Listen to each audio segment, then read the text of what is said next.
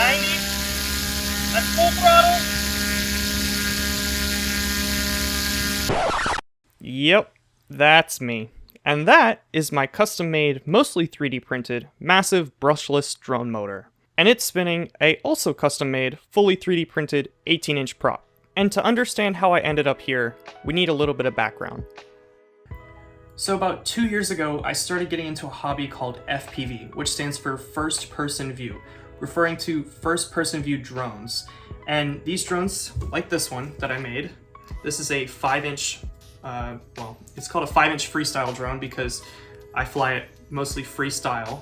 But these drones have cameras in the front and they link to goggles that you wear, and they are insane. They are crazy maneuverable and they're very acrobatic. They're full manual control with the joysticks on the controller, and they can do flips, rolls, loops, and they can do like 0 to 80 miles an hour in like 2 seconds. It's nuts. And so one day I was watching YouTube, some other people's FPV drone freestyle videos, and a video came up on my recommended page of this absolutely massive FPV drone. And I go to watch it, and come to find out it's a class of drone called X class. And these drones are, I think they're 1 meter by 1 meter, like motor to motor base. So they're huge and they are insanely powerful. And I thought it was the coolest thing. And all I knew is that I wanted one. But I didn't just want to buy one. No. That's not how we roll on the Building with Logan channel. I wanted to make one. And when I say make one, I wanted to make everything. The frame, the motors, even the propellers I wanted to custom design.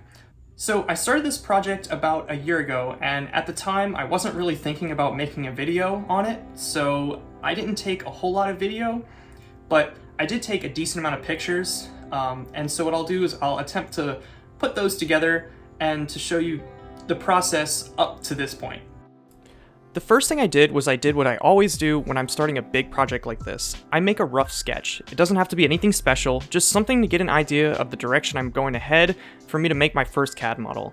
I decided to go with a 15 coil and 20 magnet configuration. I arrived at these numbers partially because of the size of magnet I was able to get, but it also just seemed about right.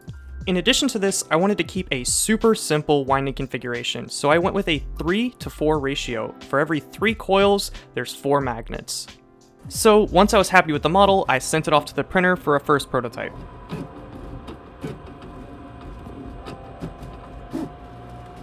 This is the stator. Each coil is wound with 11 turns of 18 gauge enamel-coated copper wire. And this is the bell of the motor, or the outside spinny bit, with all the magnets glued in place. And together, with a base, axle, and some bearings, we have this. I have these speed controllers. This one's actually rated only to 4S, but I think it goes up to 6S. Don't quote me on that. Currently running on my trusty 3-cell battery. And bro, it needs a little kickstart, but hold on. It works! It spins, dude! This is it's like 20% throttle on 3S. Dude, the KB is nuts. It's way too fast and not enough torque. I need to do something with the wiring, but it works. So the prototype works, and that's great news because it means we're heading in the right direction. But clearly, as I pointed out, there are some issues. The biggest issue is it spins way too fast for the size of prop that I want to put on here. It's going to be a large prop, so a large prop needs to spin at a slow speed. In addition, it has very little torque, which means it's going to be very unresponsive when you try to spin the propeller up quickly or slow it down quickly. I had a feeling that the main cause of the torque issue had to do with the core of the motor. This was only made of 3D printed plastic, which is perfectly fine for a prototype, but from a quick Google search, it's pretty apparent that one of the key components to an electric motor is that the core of the motor is made of some ferrous material, meaning it contains iron. The material is really important, but there's one more key ingredient to this. If you look at a factory-made motor stator, you'll see that it's not made of one piece, it's made of a bunch of stacked layers. The reason they do this is because when you have a changing magnetic field passing through a conductor, it creates something called an eddy current. These eddy currents are circulating loops of electric current that create their own opposing magnetic field. By splitting up the conductor into a bunch of stacked plates, we're minimizing these eddy currents, thus increasing the performance of the motor.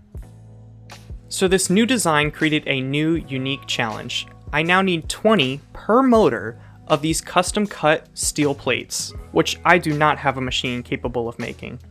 But after chatting with one of my professors and telling him what I was working on, he generously offered to cut some of these plates on the water jet cutter on campus.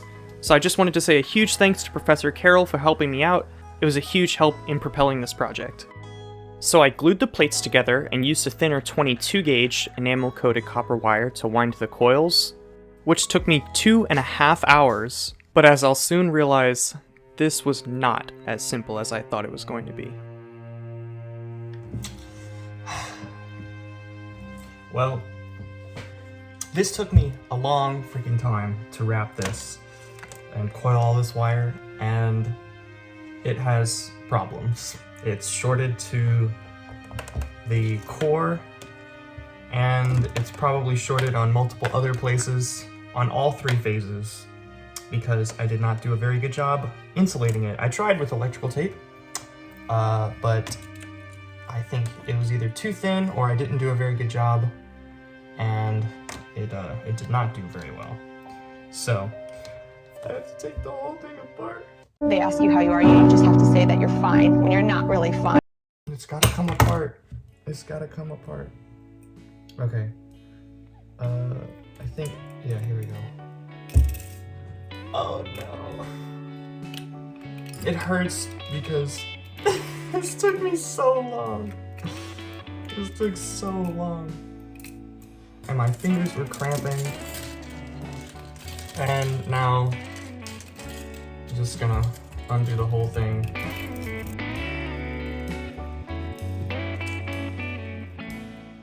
I tried wrapping all of the sharp angles with tape, but I think the pressure of me coiling the wire just cut straight through the tape, and then all it takes is just like a little nick on the enamel coated wire to short it out. So I'm debating on dipping the whole stator and coating it in epoxy, or I could also spray on some sort of varnish to insulate it. But some sort of way, last one, some sort of way, it has to get insulated. All right, goodness. Just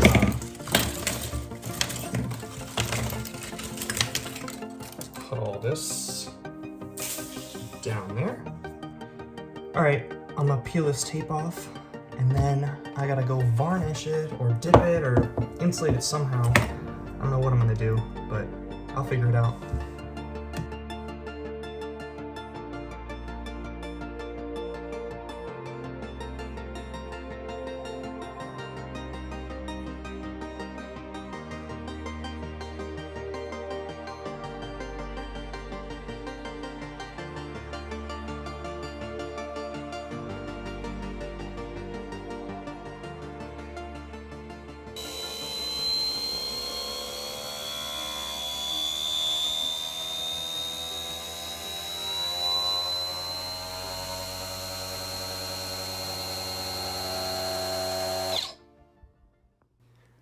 As you can see from that last clip, the motor is much more powerful.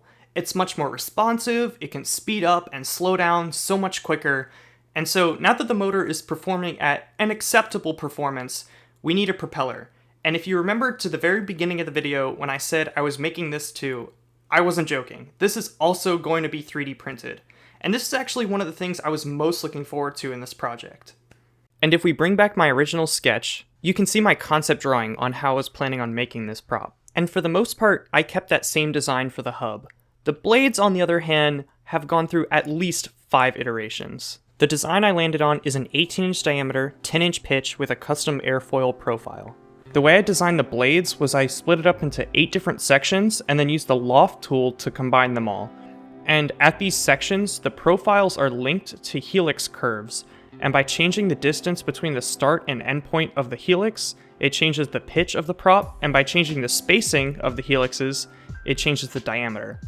The prop is made of 5 pieces, 3 blades, and a top and bottom hub, and how the blades interface with the hub is one of the things I'm most proud of. I designed it so that the blades are nested together for space efficiency, and they also have a taper to them that's symmetric across where the 2 hub pieces meet. This is so that when the 2 hub pieces are screwed together, it sort of clamps and presses the blades into place. This takes out any play or wobbling that it otherwise would have had. One other advantage to printing the blades separately is that if you know anything about 3D printing, you know that it's a layer by layer process, and along these layer lines is where a part is weakest. So printing it this way, we can optimize the part for strength in the direction that it's most needed. And in this case, the blades are experiencing forces in many directions, but the one I'm most concerned about is the centrifugal. That one. Yeah, the force that's trying to pull the blade out of the hub as the prop is spinning. That's why I added a large shoulder here and left a lot of material on the hub. Also, these parts are going to be printed almost completely solid. So let's get these parts printed out so we can get started on testing the motor.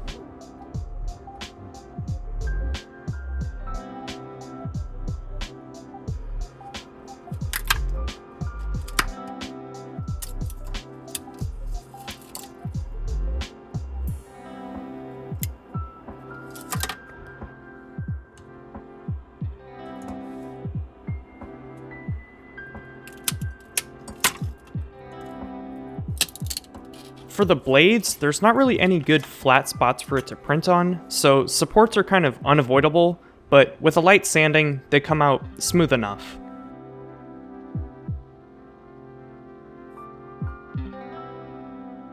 One more thing I almost forgot to mention was how the prop interlocks with the motor. This is one other design feature I was fairly proud of as well. I wanted a solid mechanical connection from the motor to the propeller, so that when the motor accelerates, the prop isn't going to slip. I didn't want to solely rely on friction like some smaller drones do, which is perfectly fine for a prop that only weighs a few grams, but this prop is going to have a good bit of inertia to it. The way I solved this is I have the bolt heads that actually hold the bell of the motor to the axle protrude out a little bit, and there's holes on the underside of the prop that key into these bolt heads. Now that we have pretty much everything we need, we can do a first test. So I bolted it to my highly scientific thrust test stand 3000, aka a couple pieces of wood on a hinge with a fish scale, and went outside for a test. Also, the white prop is exactly the same geometry as the red one, it was just the last prototype version before I printed the final ones.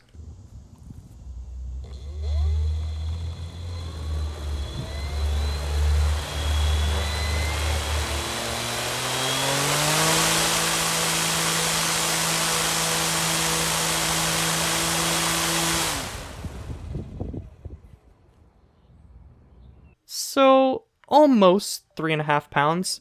I mean, that's not too bad, but if you start adding up all the parts of this drone, like the frame, motors, batteries, props, and other electronics, totaling to what I think is going to be about 10 pounds, it's actually not that much. I was shooting for at least a 2-to-1 thrust to weight ratio, and to achieve that, each motor needs to produce at least 5 pounds of thrust. So I've got some work to do. The biggest improvement that I thought needed to be made was with the magnets. This is one of the motors from my 5-inch freestyle drone, and if you look at the bell, there's a metal ring on the back side of the magnets. In the motor world, this ring is called a back iron, and its purpose is to redirect the magnetic field on the outside of the motor back into the inside where it's important. And on my motor, I do not have that ring, so all the magnetic field on the outside is basically being lost. I thought about how I was going to implement this in my motor for a while, and I eventually thought of using an exhaust pipe connector because it happened to be the perfect size, and I was able to find it for pretty cheap at a local auto store. So I used a grinder and a cutoff wheel to cut it into sections, and of course I had to redesign and reprint many of the parts for the motor. And for this prototype, my good buddy Fly FPV said the motor should be blue, so it's blue.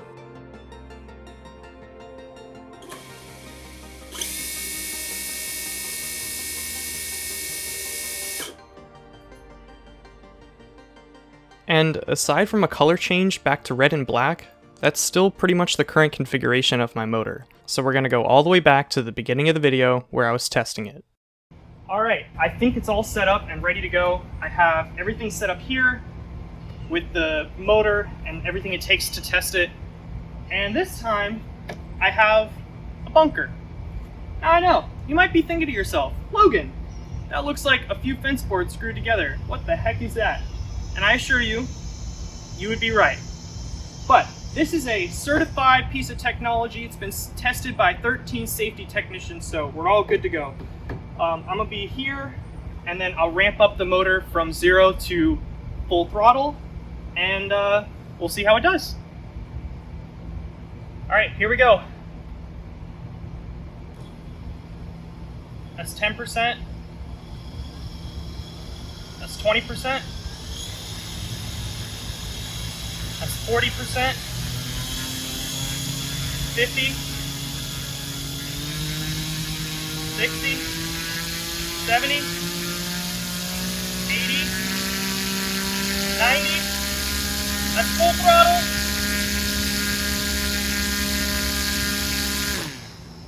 Okay. Not too bad. Not too bad indeed. I don't know about you guys, but I saw the scale max out at 6 pounds, 6 ounces. And last time I checked, that is more than 5 pounds. So I call that a resounding success.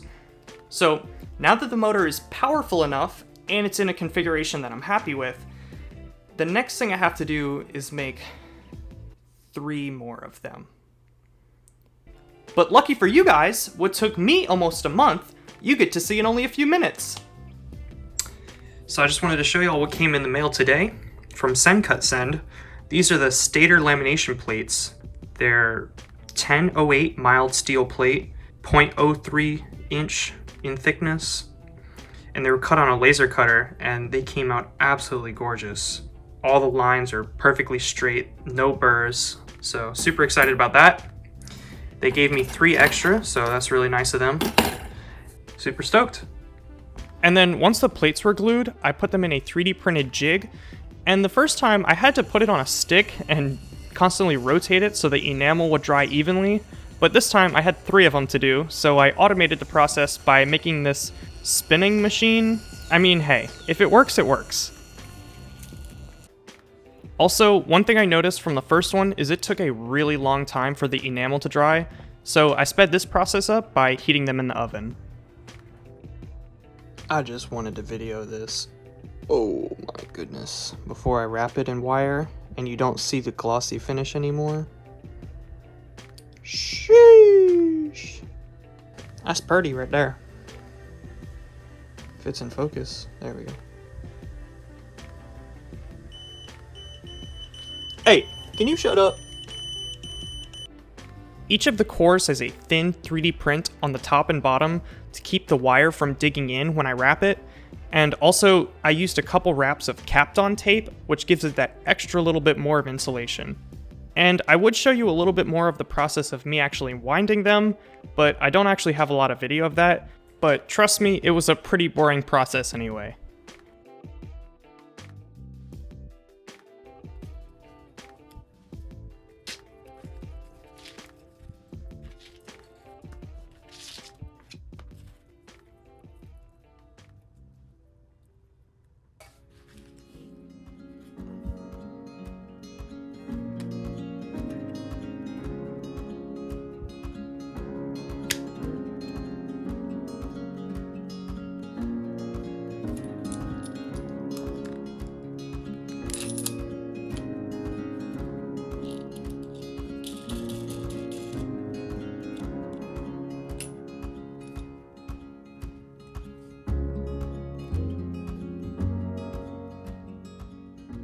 Thanks for sticking around and making it to the end of the video.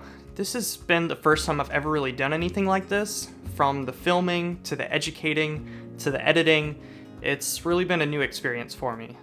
For a long time I've wanted to do videos like this on projects that I do, but I didn't really know how.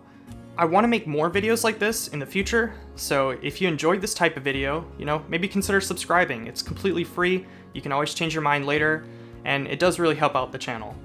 I will be posting a video on making the drone that these massive motors and props go on, so you definitely don't want to miss that.